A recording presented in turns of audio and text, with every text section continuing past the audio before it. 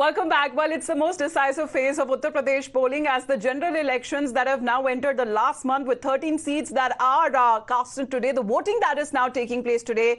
And of course, when it comes to the polling, that is considered a virtual spinal column of the state as they fall in the central region. Remember, back in 2019 Lok Sabha elections, the BJP won all of the 19 seats, including the prestigious Samajwadi Party Bastion Connaught seat. But this time around, it is going to be a tough fight. As far as Subrat Pathak is concerned, speaking to Times Now, he is the BJP Connaught candidate and of course a sitting MP and seeking re-election, but he's been exuding confidence, saying the Samajwadi Party will face defeat in Connaught, especially Akhilesh Yadav.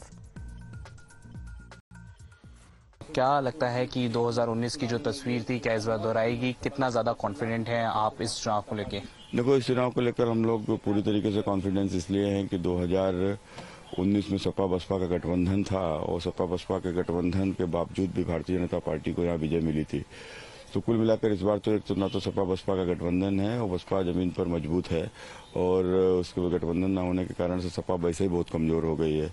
और रही बात आज जिस प्रकार से उनके फर्जी vote डालने का, जो उनकी बड़ी प्लानिंग थी कन्नौज में 1 लाख से ऊपर फर्जी वोट डालने का, वो उनकी सफल होते दिख नहीं रही है। तो पहले से हार स्वीकार करके और तमाम सारे आरोप लगाने लगे हैं।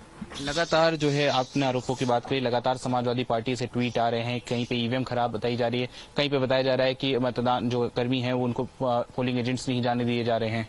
स्वाभाविक प्रक्रिया है, तो कहीं पर सही से नहीं होंगे या कहीं पर जब अभी हमारे ही 1-2 बूथ से सूचना आई कि ईवीएम काम नहीं कर रही है तो खैर बोला है तो कौन बड़ी बात है, तो चलता ही रहता है। अच्छा, अखिलेश यादव ने एक लास्ट मौके तक जो है वेट किया, अपने नामांकन से पहले तेज प्रताप को उतारा था, उसके बाद खुद आते हैं, तो क्या लगता है कि कहीं कॉन्फिडेंस की कमी थी अखिलेश यादव सपा में? नहीं, अखिलेश यादव को देखो नाम ही कंफ्यूज है।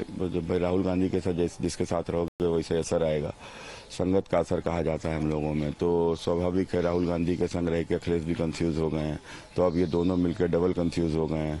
तो कुल मिलाकर अब ये तो इसके आगे तो फिर आप समझ सकते हो, कहने की कुछ आवश्यकता। All right, in a short while from now, the first phase of the voter turnout around 9 a.m. expected to come out. We'll be keeping you updated with the figures as well. With that, we head into a short break. This is a non-stop live election coverage.